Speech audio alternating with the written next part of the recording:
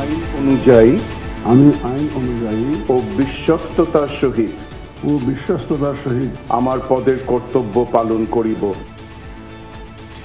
ইসির দায়িত্ব নিল নাসির উদ্দিন কমিশন। বিতর্কের অবসানের পর আওয়ামী লীগের ভোটে অংশ নেওয়ার ব্যাপারে সিদ্ধান্ত।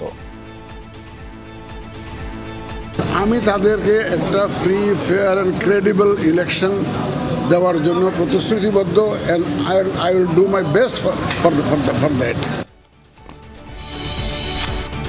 5টি বিসিএস থেকে 18,000-এর বেশি নিয়োগের ঘোষণা জনপ্রশাসন মন্ত্রণালয়ের।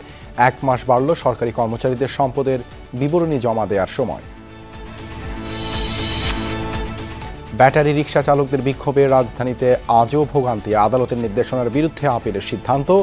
ভালো সমাধানের অপেক্ষায় সরকার। বাচ্চা আমার সন্তান, আমার বউগুলো আমার না খায় থাকবো, আজকে 3 দিন ধরে গাড়ি চালাইতে পারি না। এইভাবে আসলে সবাই যদি আন্দোলন করতেই থাকে তাহলে আমরা কিভাবে চলবো রাস্তাঘাটে? নির্দেশনার আলোকে আমাদের এই অটোরিকশার এই প্রবলেমটা, এটা সমস্যাটা সমাধান হবে।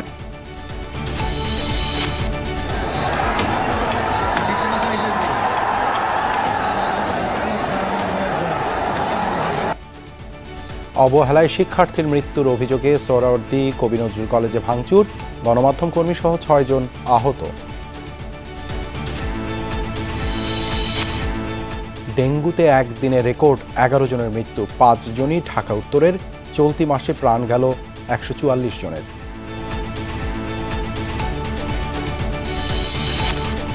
এছাড়াও রাতের বাংলাদেশে থাকছে। এসালম গ্রুপের ঋণ জালিয়াতির ঘটনায় ইসলামী ব্যাংকের সাবেক এমডি সহ 5 জনকে দুদকে জিজ্ঞাসাবাদ। সবার ব্যাখ্যা শোনার পর পরবর্তী পদক্ষেপ। প্রধান নির্বাচন কমিশনার এএমএম নাসির উদ্দিন বলেছেন, গায়ের জোরে একতরফা নির্বাচন চান না তারা। প্রয়োজনীয় সংস্কারের পর নির্বাচনের তারিখ নির্ধারণ করা হবে। নির্বাচন ভবনে সাংবাদিকদের সাথে মত বিনিময়ের সময় এসব কথা বলেন তিনি। জানান, আওয়ামী লীগ নিয়ে যে বিতর্ক আছে তা অবসানের পর নির্বাচনে অংশ নেওয়ার ব্যাপারে সিদ্ধান্ত নেওয়া হবে। যে কোনো চ্যালেঞ্জ মোকাবেলায় সক্ষমতা এই কমিশনের আছে বলেও দাবি করেন তিনি। বলেন, অর্পিত দায়িত্বকে চ্যালেঞ্জের চেয়ে জাতির জন্য কিছু করার সুযোগই বেশি মনে করছে কমিশন। অন্তর্বর্তী সরকারের কোনো রাজনৈতিক সংশ্লিষ্টতা ও এজেন্ডা না থাকায় এই কমিশন কোনো চাপ অনুভব করছে না বলেও জানান প্রধান নির্বাচন কমিশনার। ওই একতরফা করে তো বুঝতে পারতেছেন, তাই দেশের কি 12টাতে বাজে গেছে আপনি বুঝতেছেন। আপনি এই একতরফার জন্যই তো গায়ের জোরে ইলেকশন করতে গেলে যা হওয়ার তা তো হয়েছেই। আমরা কোনো গায়ের জোরে ইলেকশন দেখতে চাই না, কোনো একতরফা ইলেকশন আমরা দেখতে চাই না। আমরা একটা প্রতিযোগিতামূলক এবং আমরা একটা লেভেল প্লেয়িং ফিল্ড আমরা ক্রিয়েট করে দেব। এর আগে শপথ নেন নবগঠিত নির্বাচন কমিশনের প্রধান নির্বাচন কমিশনার এএম নাসির উদ্দিন ও 4 নির্বাচন কমিশনার। দুপুর 1টায় সুপ্রিম কোর্টের জাজেস লাউঞ্জে তাদের শপথ পাঠ করান প্রধান বিচারপতি সৈয়দ রেফাত আহমেদ। পরে জাতিকে একটি অবাধ, সুষ্ঠু এবং গ্রহণযোগ্য নির্বাচন দেওয়ার প্রতিজ্ঞার কথা জানান সিইসি। শপথ গ্রহণের নির্ধারিত সময়ের আধা ঘন্টা আগেই একে একে সুপ্রিম কোর্ট প্রাঙ্গণে এসে পৌঁছান নবনিযুক্ত প্রধান নির্বাচন কমিশনার এএমএম নাসির উদ্দিন ও বাকি 4 কমিশনার। ঠিক 1:30টায় জাজেস লাউঞ্জে শুরু হয় শপথ গ্রহণের আনুষ্ঠানিকতা। প্রধান নির্বাচন কমিশনার নিযুক্ত হইয়া প্রথমে নতুন সিইসিকে শপথ পাঠ করান প্রধান বিচারপতি সৈয়দ রেফাত আহমেদ। স্বাক্ষর শেষে দুজনে কথা বলেন কিছুক্ষণ। এরপর কমিশনার হিসেবে শপথ নেন অবসরপ্রাপ্ত অতিরিক্ত সচিব মোহাম্মদ আনোয়ারুল ইসলাম সরকার, অবসরপ্রাপ্ত জেলা ও দায়রা জজ আব্দুর রহমানুল মাসুদ, অবসরপ্রাপ্ত যুগ্ম সচিব বেগম তাহমিদ আহমদ এবং অবসরপ্রাপ্ত ব্রিগেডিয়ার জেনারেল আবুল ফজল মোহাম্মদ সানাউল্লাহ। শপথ অনুষ্ঠান শেষে বেরিয়ে যাবার সময় গণমাধ্যমে কথা বলেন নতুন সিইসি। বলেন, শপথের সম্মান রক্ষা করতে চায় তার কমিশন। দেশের মানুষ ভোটাধিকার থেকে বঞ্চিত, তারা ফ্রি ফেয়ার একটা ইলেকশনের জন্য অনেক সংগ্রাম করেছে, অনেক আন্দোলন করেছে বিগত বছরগুলোতে, এবং অনেকে রক্ত দিয়েছে। আমি তাদেরকে একটা free fair and credible election দেওয়ার জন্য প্রতিশ্রুতিবদ্ধ, and I will do my best for that. আগামী নির্বাচন কখন হতে পারে সাংবাদিকদের প্রশ্নের জবাবও দেন নতুন সিইসি।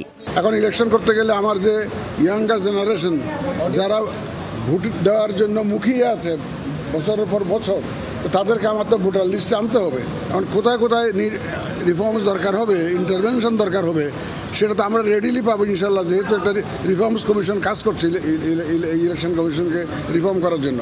তাদের পরামর্শ আসুক।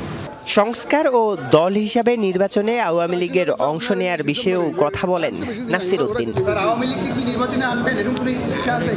এটা it is premature for me two comment on this. অনেক বিতর্ক চলছে, বিতর্কের একটা ফয়সালা হোক। শপথের পর সিইসি সহ ৫ কমিশনার আগারগাঁও নির্বাচন ভবনে যান। আরিফুর রহমান সবুজ, যমুনা নিউজ, ঢাকা। ৪৩ থেকে ৪৭তম বিসিএস এর মাধ্যমে ১৮,১৪৯ জনকে নিয়োগ দেওয়ার সিদ্ধান্ত নিয়েছে সরকার। সচিবালয়ে ব্রিফিংয়ে জনপ্রশাসন সচিব জানিয়েছেন, শিগগিরই নতুন চাকরির সার্কুলার জারি করবে পিএসসি। তিনি জানান, সরকারি কর্মচারীদের সম্পদের হিসাব জমা দেওয়ার সময়সীমা ৩১ ডিসেম্বর পর্যন্ত বৃদ্ধির সিদ্ধান্ত হয়েছে। এ সময় তিনি বলেন, ডিসি নিয়োগের নতুন ফিট লিস্ট হচ্ছে। তদন্তে তার বিরুদ্ধে ওঠা ডিসি নিয়োগের অভিযোগ মিথ্যা প্রমাণিত হয়েছে বলেও জানিয়েছেন সচিব। কয়েক মাস ধরে স্থবির সরকারি চাকরিতে নিয়োগ প্রক্রিয়া। এই অবস্থার অবসানে উদ্যোগ নিয়েছে জনপ্রশাসন মন্ত্রণালয়। ঘোষণা দিয়েছে ক্যাডার ও নন ক্যাডার মিলিয়ে ১৮,১৪৯ পদে নতুন নিয়োগের। এর মধ্যে ২,৭৯০ জনকে ক্যাডার এবং ৫,৪৩৯ জনকে নন ক্যাডার পদে নিয়োগ দেওয়া হবে। সবচেয়ে বেশি নিয়োগ দেওয়া হবে ৪৬ বিসিএস থেকে ৪,০০০-এর বেশি। আর সার্কুলারের অপেক্ষায় থাকা ৪৭ বিসিএস থেকে নিয়োগ পাবেন ৩,৮১২ জন। ৪৭তম বিসিএস, যেটা নিট অ্যান্ড ক্লিন, এটা দেওয়ার জন্য আমরা প্রস্তুত। ৩,৪৮৭টি পদের বিজ্ঞপ্তি জারির পর্যায়ে। এটা আমরা পিএসসি ফার্স্ট বিজ্ঞপ্তিটা দিলেই এই বিজ্ঞপ্তিটা দিবে। যত তাড়াতাড়ি নেওয়া যায়, কমিটিগুলো করা যায়, ভাইবা শুরু করা যায়, খাতা দেখার এক্সামিনার নেওয়া যায়, বিজ্ঞাপন দিলে আমরা এবার বলছি ২ বছর লাগাবেন না। সচিব জানান, সমালোচনা থাকায় ৪৩ বিসিএসে নিয়োগপ্রাপ্ত ২,০৬৪ জনের নিয়োগ প্রক্রিয়া যাচাই বাছাই করছে পিএসসি। ৪৪তম বিসিএসের মৌখিক পরীক্ষা পুনরায় নেওয়া হবে। ৩৫তম বিসিএসের লিখিত পরীক্ষার উত্তরপত্র পুনরায় তৃতীয় পরীক্ষক দিয়ে মূল্যায়ন করা হবে। ৪৬ বিসিএসের লিখিত পরীক্ষায় নির্বাচিত ১০,৬৩৮ জনের তালিকা দ্বিগুণ করে মৌখিক পরীক্ষায় ডাকা হবে ২১,২৭৬ জনকে। নিয়োগের ক্ষেত্রে উচ্চ আদালতের রায় অনুযায়ী ৭ ভাগ কোটা বাস্তবায়ন করা হবে। 7% আদার্স, 93% আপনার যেটা হলো মেরিট।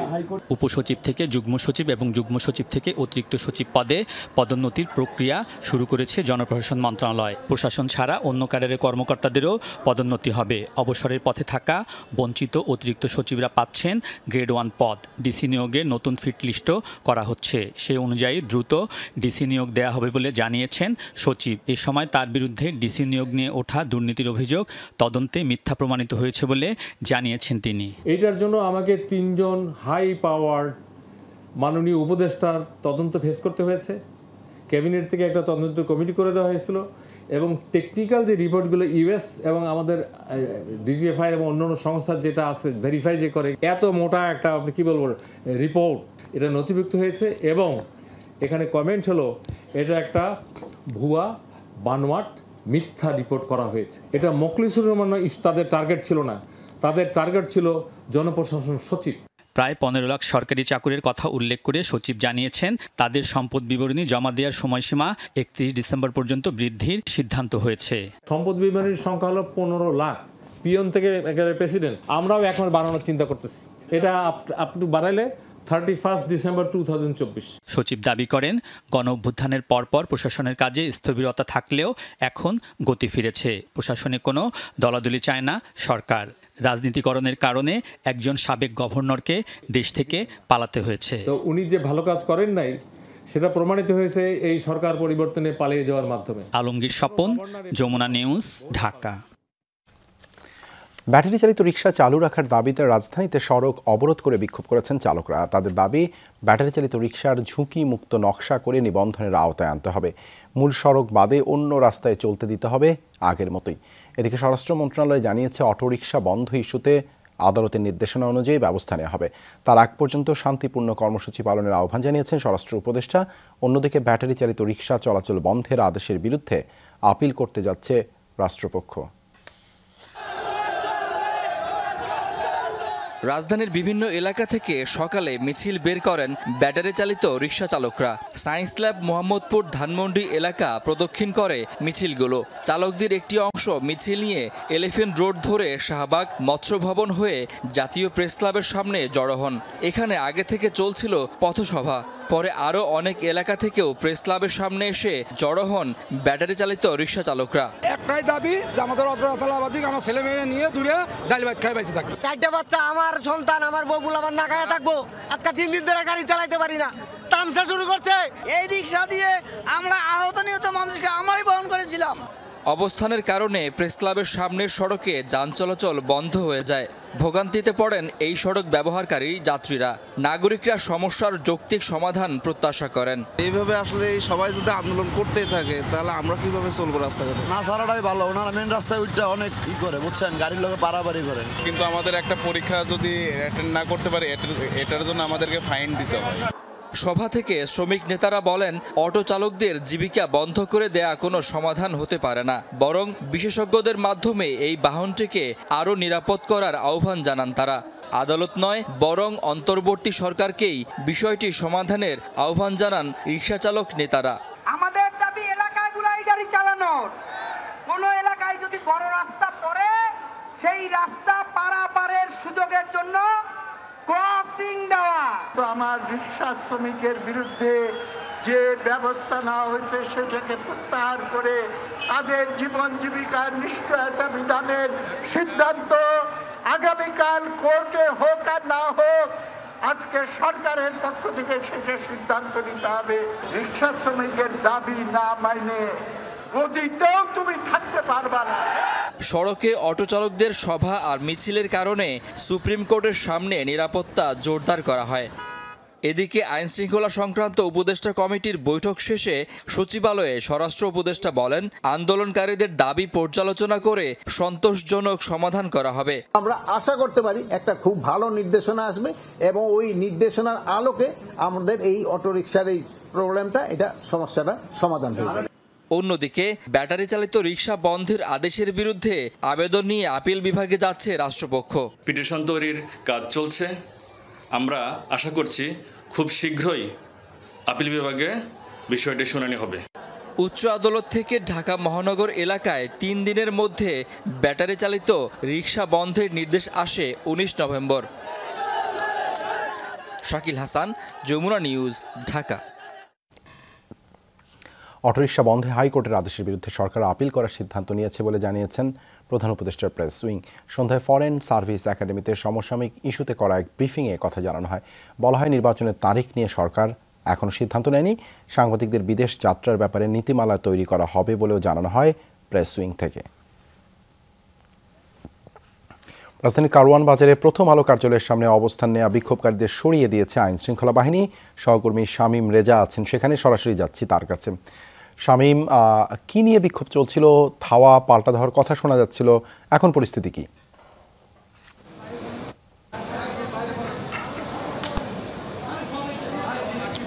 দুপুর থেকে আসলে ভারতীয় আগ্রাসনের পক্ষে প্রথম আলো অবস্থান নিয়েছেন, এরকম একটা বিষয় সামনে দাঁড় করিয়ে আন্দোলনকারীরা বিক্ষোভ করছিলেন।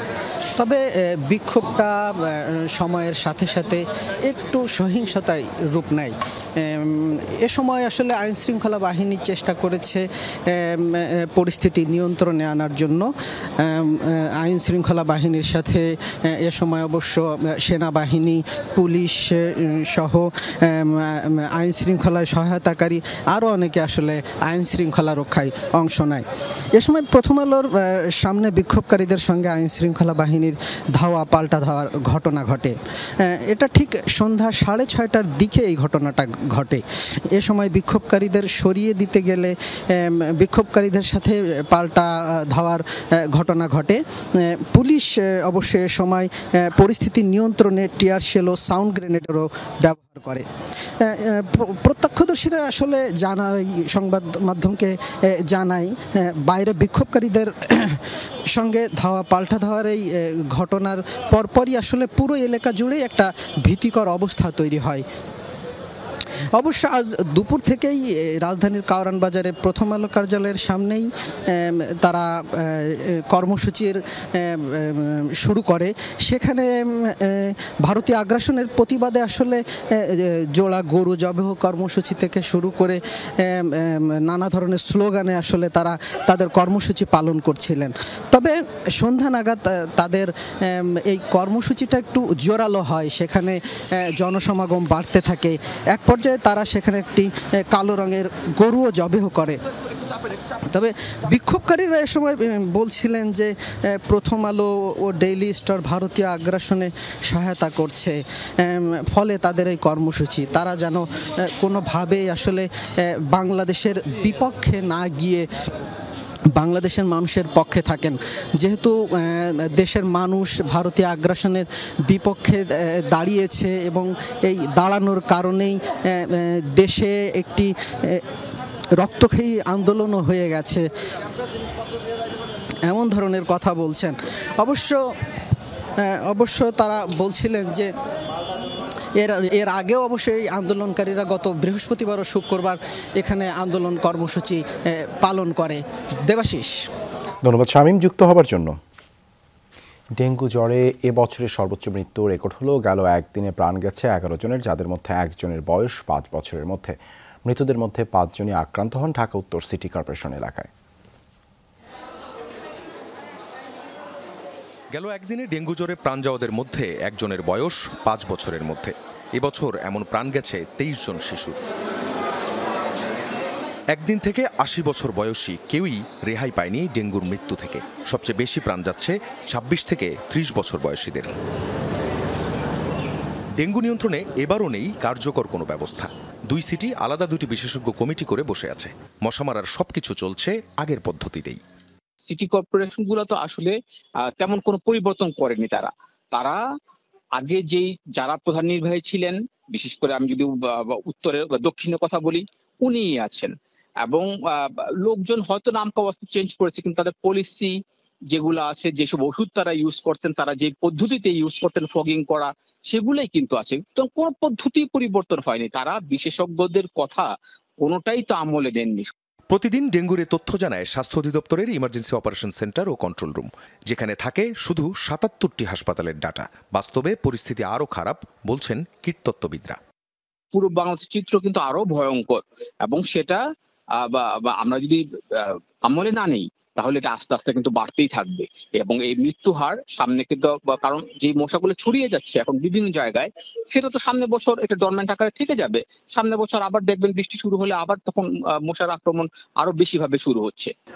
77 হাসপাতালের তথ্যেই নভেম্বরে 24 দিনে প্রাণ গেছে 144 জনের। গেল মাসে যে সংখ্যা ছিল 135। আক্রান্তের সংখ্যাও চলতি মাসে ছাড়াচ্ছে আগের মাসের রেকর্ড।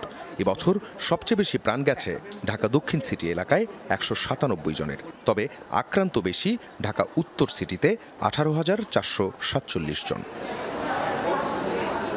আখলাকুস সাফা, যমুনা নিউজ, ঢাকা। একদম ফ্রেশ বিশ্বমানের প্রযুক্তির সকল সুবিধা নিয়ে ভালো থাকুন আপনিও। কঙ্কা। নির্বাচন দিতে দেরি হলে ফ্যাসিবাদী ও তাদের দোসরদের চক্রান্ত মাথাচাড়া দিয়ে উঠবে। তাই দ্রুততম সময়ে জাতীয় নির্বাচনের রোড ম্যাপ ঘোষণার দাবি বিএনপি নেতাদের।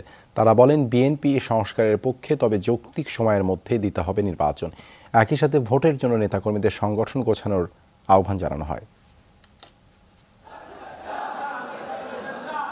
যুক্তরাজ্য বিএনপির সাবেক সভাপতি মহিদুর রহমান 17 বছর পর বাংলাদেশে এসেছেন। তাঁর এই আগমনে জিয়াউর রহমানের সমাধিতে শ্রদ্ধা জানাতে যান বিএনপির স্থায়ী কমিটির সদস্য ডক্টর আব্দুল মঈন খান। এরপর গণমাধ্যমের সাথে কথা বলেন তিনি।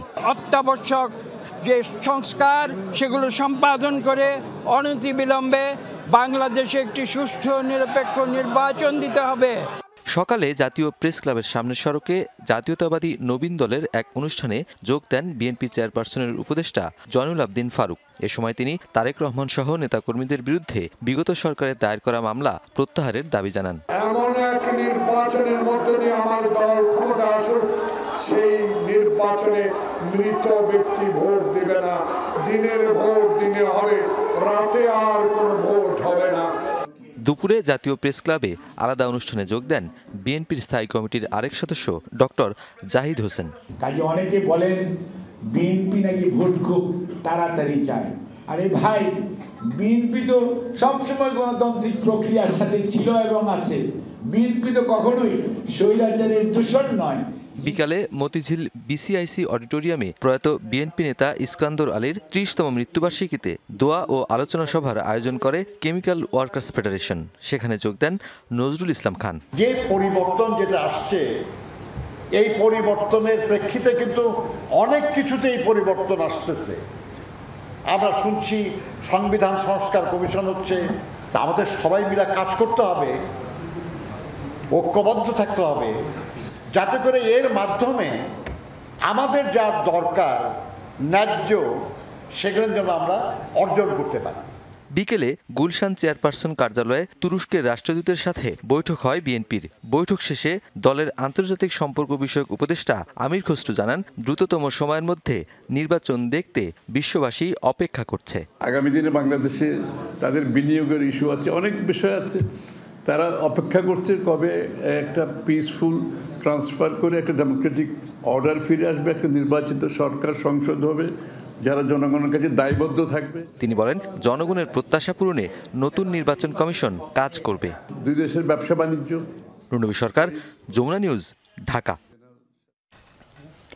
সংস্কার ছাড়া নতুন নির্বাচন কমিশন গঠন ও কমিশনারদের নিয়োগ সহ শপথ গ্রহণের সিদ্ধান্তকে প্রত্যাখ্যান করেছে জাতীয় নাগরিক কমিটি। বিকেলে জাতীয় নাগরিক কমিটির কার্যালয়ে সংবাদ সম্মেলনে কথা জানানো হয়। শুরুতে জাতীয় নাগরিক কমিটির মুখপাত্র সামান্তা শারমিন বলেন, সংস্কারের আগেই পূর্বের আইনের অধীনে নির্বাচন কমিশন গঠন যুক্তিযোগ্য হয়নি। এই রাষ্ট্রপতির অধীনে কারো নিয়োগ বৈধ হতে পারে না বলেও মন্তব্য করেন তিনি। এ সময় জাতীয় নাগরিক কমিটির আহ্বায়ক নাসির উদ্দিন পাটোয়ারি সংস্কার রিপোর্ট আসার আগেই সংস্কার কমিশনকে সময় দেওয়ার আহ্বান জানান। বাংলাদেশের মানুষ তারা জীবন দেওয়ার ভিতর দিয়ে রাষ্ট্রপতি চুপ্পুকে অপসারণ করতে হবে, তার অধীনে গঠিত নির্বাচন কমিশন বাতিল করে নির্বাচন ব্যবস্থা সংস্কারের প্রাপ্ত প্রস্তাবের লক্ষ্যে নতুন আইনের অধীনে নতুন নির্বাচন কমিশন গঠন করতে হবে। রাজনৈতিক দলগুলো তাদের যে তাড়াহুড়া, সরকারকে যে চাপের ক্ষেত্রে এবং সরকারকে যে অসহযোগিতার মনোভাব, সেখান থেকে সরে আসে সংস্কার কমিশনকে সময় দেওয়া উচিত এবং সরকারকেও সময় দেওয়া উচিত, যাতে সরকার একটি সুস্থ প্রক্রিয়ার মধ্য দিয়ে শহীদদের একটি গণতান্ত্রিক বাংলাদেশকে উপহার দিতে পারে। এই জন্য যারা নিয়োগপ্রাপ্ত হয়েছে আমরা তাদের প্রত্যাখ্যান করছি। অটোরিকশা বন্ধে হাইকোর্টের আদেশের বিরুদ্ধে সরকার আপিল করার সিদ্ধান্ত নিয়েছে বলে জানিয়েছেন প্রধান উপদেষ্টার প্রেস উইং। সন্ধ্যায় ফরেন সার্ভিস একাডেমিতে সমসাময়িক ইস্যুতে করা এক ব্রিফিংয়ে একথা জানানো হয়। বলা হয়, নির্বাচনের তারিখ নিয়ে সরকার এখনও সিদ্ধান্ত নেয়নি। সাংবাদিকদের বিদেশ যাত্রার ব্যাপারে নীতিমালা তৈরি করা হবে বলেও জানানো হয় প্রেস উইং থেকে। রোববার সন্ধ্যায় ফরেন সার্ভিস একাডেমিতে সমসাময়িক ইস্যুতে প্রধান উপদেষ্টার প্রেস উইংয়ের ব্রিফিং। ব্রিফিংয়ে জানানো হয়, অটোরিকশা বন্ধে হাইকোর্ট যে আদেশ দিয়েছে তার বিরুদ্ধে সুপ্রিম কোর্টে আপিল করবে সরকার। গত কয়েকদিন ধরে প্রতিবাদ করছে, আজকেও তারা প্রতিবাদ করেছে। এই বিষয়ে মহামান্য হাইকোর্ট যে আদেশ দিয়েছে, সরকার সিদ্ধান্ত নিয়েছে যে এই আদেশের বিরুদ্ধে সরকার সুপ্রিম কোর্টে আপিল করবে। আমরা আশা করি সুপ্রিম কোর্টের কাছ থেকে এই বিষয়ে একটা ইতিবাচক সিদ্ধান্ত পাবো। সাংবাদিকদের প্রশ্নের জবাবে উপপ্রেস সচিব বলেন, নির্বাচনের তারিখ নিয়ে কোনো চূড়ান্ত সিদ্ধান্ত হয়নি, নেওয়া হলে তা প্রধান উপদেষ্টার তরফ থেকে জানানো হবে। প্রধান উপদেষ্টা তার দপ্তর থেকে কোনো নির্বাচনের ডেট এখনো পর্যন্ত দেওয়া হয়নি। নির্বাচনের ডেট, অ্যাকচুয়াল যে ডেটটা, ওটা এই উনি অ্যানাউন্সমেন্ট করবে এবং ওনার দপ্তর থেকে দেওয়া হবে। বাকিগুলো বা বাকি যারা বলেছেন তারা হয়তো নিজেদের মতামত যে হতে পারে এরকম একটা ইয়ে করে, বাট এখন কোনো কংক্রিট না। ব্রিফিংয়ে উঠে আসে সম্প্রতি বিমানবন্দরে সাংবাদিক হয়রানির বিষয়টিও। বলা হয়, কোনো সাংবাদিকের বিরুদ্ধে অভিযোগ না থাকলে বিগত সরকারের মতো যাতায়াতের সমস্যা সৃষ্টি করা হবে না। সরকার চেষ্টা করছে যে এই তালিকাটাকে হালনাগাদ করতে। যদি কারো বিরুদ্ধে অপরাধের সুনির্দিষ্ট অভিযোগ থাকে বা প্রমাণ থাকে, তাহলে সেই অনুযায়ী আইন অনুযায়ী ব্যবস্থা নেবে। আর এই ধরনের কোনো অভিযোগ না থাকলে সবাই স্বাভাবিকভাবে যাতায়াত করতে পারবেন। একটা সুনির্দিষ্ট নীতিমালার মধ্যে থাকে, একটা ট্রান্সপারেন্ট নীতিমালা, যেটা আপনিও জানতে পারবেন, অন্য বাংলাদেশের যে কোনো সিটিজেন এই বিষয়টাই জানতে পারবেন যে উনি যেতে পারছেন না বিকজ ওনার নামে ব্যাংকের থেকে একটা নোটিশ আছে যে না, ওনাকে বিদেশ গেলে আমাদের সমস্যা হবে। তানভীর মৌসুম, যমুনা নিউজ, ঢাকা। রাজনৈতিক পট পরিবর্তন হলেও বাংলাদেশের সাথে আগের মতোই সুসম্পর্ক অব্যাহত রাখবে জাপান। দেশটির অবস্থান স্পষ্ট করে রাষ্ট্রদূত বলছেন, এদেশের অর্থনৈতিক উন্নয়নেও পাশে থাকবে টোকিও। সন্ধ্যায় দূতাবাসে কুমিল্লার ময়নামতিতে দ্বিতীয় বিশ্বযুদ্ধে শহীদ কয়েকজন জাপানির দেহাবশেষ পাওয়া উপলক্ষে এই সংবাদ সম্মেলনের আয়োজন করে তারা। সেখানে জাপান টিম লিডার জানান, যাদের দেহাবশেষ পাওয়া গেছে তারা জাপানি সেনার সদস্য কিনা তা নিশ্চিত হতে টোকিওতে ডিএনএ টেস্ট করা হবে। পৃথিবীর বিভিন্ন দেশের শহীদ জাপানি সৈন্যদের দেহাবশেষ সংগ্রহ করছে জাপান সরকার। তবে উত্তর কোরিয়া ও চীন সহ কয়েকটি মুসলিম দেশে এটি করার অনুমতি পায়নি তারা।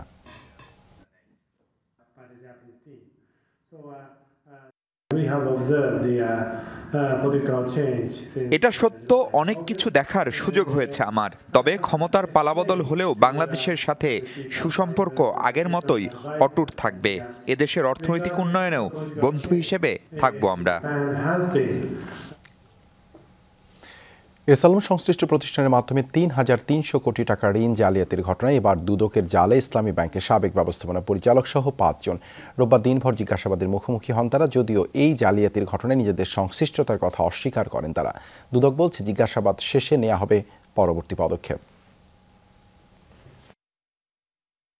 সময়ের আলোচিত অর্থ পাচারকারী প্রতিষ্ঠান এসালম গ্রুপ বিগত সরকারের আমলে তাদের নিয়ন্ত্রণে থাকা ইসলামী ব্যাংক, সোশ্যাল ইসলামী ব্যাংক, গ্লোবাল ইসলামী ব্যাংক সহ 60টি ব্যাংক থেকে ঋণের নামে অর্থ লুটপাট করে ব্যাংকগুলো অনেকটা দেউলিয়া বানিয়ে ফেলেন।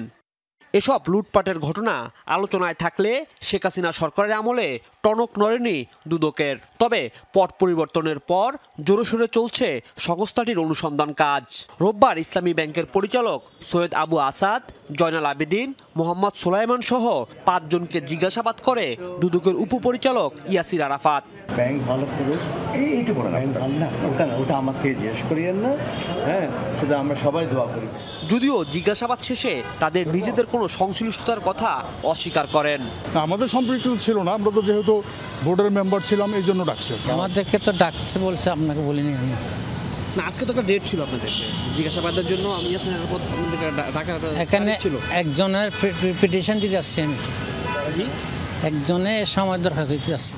এসালম সংশ্লিষ্ট মুরাদ এন্টারপ্রাইজের ঋণ জালিয়াতির ঘটনা তদন্ত শেষে প্রকৃত তথ্য বেরিয়ে আসবে বলে আশা করছে দুদক। সোমবার ডাকা হয়েছে আরও 8 জনকে, যার মাঝে রয়েছে ইসলামী ব্যাংক পরিচালনা কমিটির সদ্য বিদায়ী চেয়ারম্যান আহসানুল আলম। ইসলামী ব্যাংকের টাকা আত্মসাতের অভিযোগে ইসলামী ব্যাংকের কয়েকজন কর্মকর্তাকে আজকে দুদকে ডেকেছিলেন দুদকের অনুসন্ধানকারী কর্মকর্তা, অভিযোগ সংশ্লিষ্ট বিষয়ে তাদের ব্যক্তিগত শুনানি গ্রহণের জন্য। আগামীকালও আরও কয়েকজনকে চিঠি দেওয়া আছে এই বিষয়ে বক্তব্য শোনানোর জন্য। এর আগে বাংলাদেশ ব্যাংকের কর্মকর্তা সহ একাধিক ব্যক্তিকে জিজ্ঞাসাবাদ করেছে দুদক। রাজীব আহমেদ, যমুনা নিউজ, ঢাকা। পটুয়াখালী বিজ্ঞান প্রযুক্তি বিশ্ববিদ্যালয়ের 3 শিক্ষার্থীকে র্যাঙ্কিংয়ের দায়ে অভিযুক্ত 7 শিক্ষার্থীকে বিশ্ববিদ্যালয়ের হল থেকে সাময়িক বহিষ্কার করা হয়েছে। সন্ধ্যায় এই বিষয়টি নিশ্চিত করেন বিশ্ববিদ্যালয়ের প্রক্টর আবুল বাশার খান। প্রত্যক্ষদর্শীরা জানান, শনিবার রাত 2:30টার দিকে বিশ্ববিদ্যালয়ের এম কেরামত আলী হলের গণরুমে দ্বিতীয় বর্ষের কিছু ছাত্র আসে। এ সময় তারা প্রথম বর্ষের শিক্ষার্থীদের অকথ্য ভাষায় গালিগালাজ সহ শারীরিক ও মানসিকভাবে নির্যাতন করে। এতে অসুস্থ হয়ে পড়ে স্নাতক প্রথম বর্ষের ছাত্র হাসিবুর রহমান সবুজ, অভিজিৎ শর্মা, মৃদুল পাল। খবর পেয়ে হল এবং প্রভোস্ট এবং সহকারী প্রক্টর ঘটনাস্থলে গিয়ে কৃষি ও ব্যবস্থাপনা অনুষদের 7 জন ছাত্রকে আটক করে। পরে আহতদের বরিশাল শেরে বাংলা মেডিকেল কলেজ হাসপাতালে ভর্তি করা হয়। এই ঘটনায় জড়িতদের বিরুদ্ধে আরও কঠোর ব্যবস্থা নেওয়া হবে বলে জানায় বিশ্ববিদ্যালয় প্রশাসন। ভাবুন তো, সুবিশাল বৃক্ষতলে মনকে প্রশান্তির তরে আপন মনে বইয়ের সান্নিধ্য। এটা সম্ভব হচ্ছে খোদ রাজধানীতেই। এমন সুযোগ করে দিয়েছে ধানমন্ডি লেক পার্কে গৃহিণী জাকিয়া রায়হানা রূপার 4টি বুক কেস। বাকিটা জানাবেন সহকর্মী ফারহানা ন্যান্সি।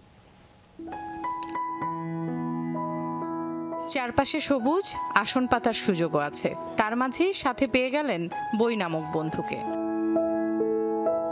রাজধানীর ধানমন্ডি লেক পার্কে এমন ছোট্ট পরিসরে দেখা মিলবে বই পড়ার উদ্যোগ। খানিক দূরত্বে এমন 4টি বুক কেস রয়েছে সবার জন্য উন্মুক্ত।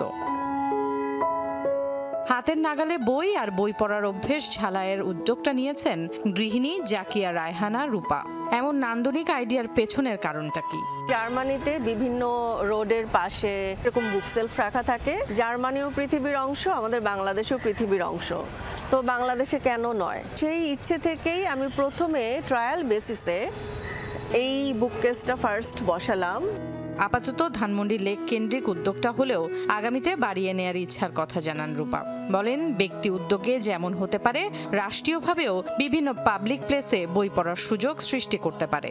সরকার থেকেও করতে হবে, আর আমরা যারা সাধারণ জনগণ আমাদেরও উচিত এই ধরনের ভালো কাজে এগিয়ে আসা। মানুষের হাতের নাগালের কাছে যদি বই পৌঁছে দেওয়া যায়, মানুষ বই পড়বে, যারা ভালোবাসে তারাও পড়বে, আর তাদের দেখে যাদের বই পড়ার অভ্যাস এখনো তৈরি হয়নি তাদেরও আস্তে আস্তে তৈরি হবে।